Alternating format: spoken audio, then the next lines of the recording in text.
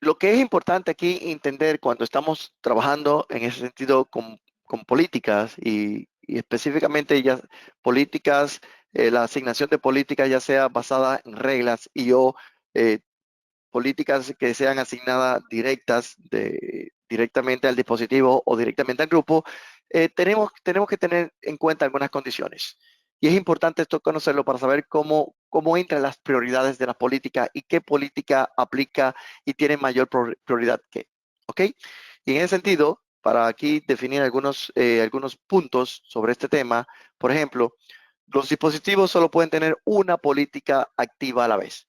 Es decir, cuando aplicamos una política, aunque el equipo eh, en, en- en- en su accionar, y si tú vas, por ejemplo, al área de políticas, tú puedes ver diferentes políticas que pudieran ser aplicables al equipo, solamente una política, que es la política de prioridad, es la que va a ser la aplicada. Las otras estarán pendientes, buscando básicamente la aplicabilidad de ellas y sí y solo si son aplicables, entonces van a tomar precedencia, ¿ok?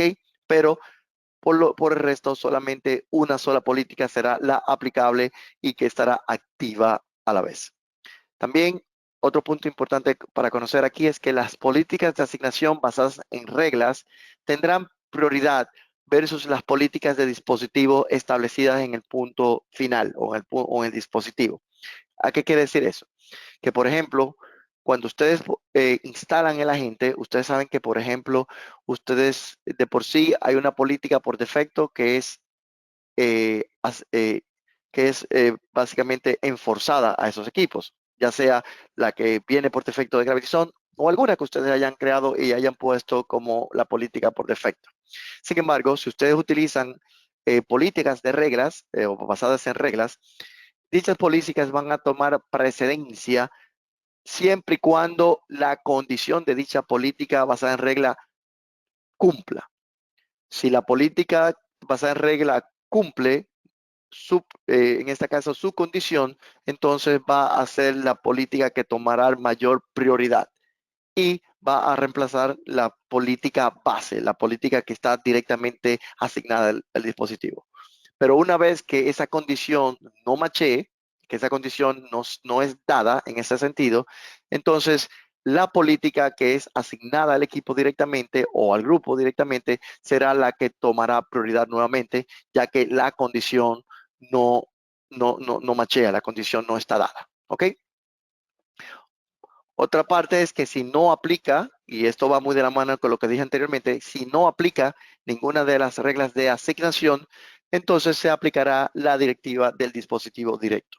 ¿Ok? Es decir, si no se aplica ninguna de las condiciones de las reglas que hemos creado o que ya sea una regla de usuario, si existe integración con el directorio activo, una regla de ubicación y o una regla de etiqueta. Si no hay una condición que machee ninguna de esas reglas, entonces la política que toma prioridad y que se aplica son las políticas directas, ya basadas en dispositivo o grupo. También las reglas se ordenan y procesan con prioridad, siendo la número uno la más alta. Como dije anteriormente, cuando creamos reglas, básicamente o más que reglas para la aplicación de políticas, estas nosotros podemos ubicarlas basadas en prioridades. Y de acuerdo a las prioridades o a la prioridad dada, estas van a fungir de acuerdo a sus condiciones. Eso lo vamos a ver un poquito más luego cuando vayamos a la plataforma para verlo un poco más visual, pero tener eso en cuenta. También las políticas basadas en reglas de usuario se podrán crear si hay solamente una posible integración con el directorio activo. Esto es básicamente un punto importantísimo.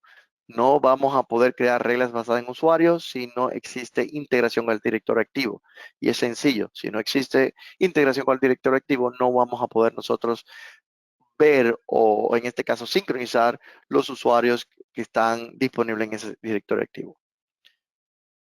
También en ese mismo tenor, las reglas basadas en grupos de directorio activo no se admiten para los sistemas Linux. Y esto es sencillo porque tú no puedes, en este caso, adicionar sistemas operativos Linux a tu directorio activo. Tú sí puedes crear, por ejemplo, un objeto en ese sentido y darle un IP a un objeto Linux, pero no puedes crear un usuario en sí o per se para Linux para acceder desde el directorio activo.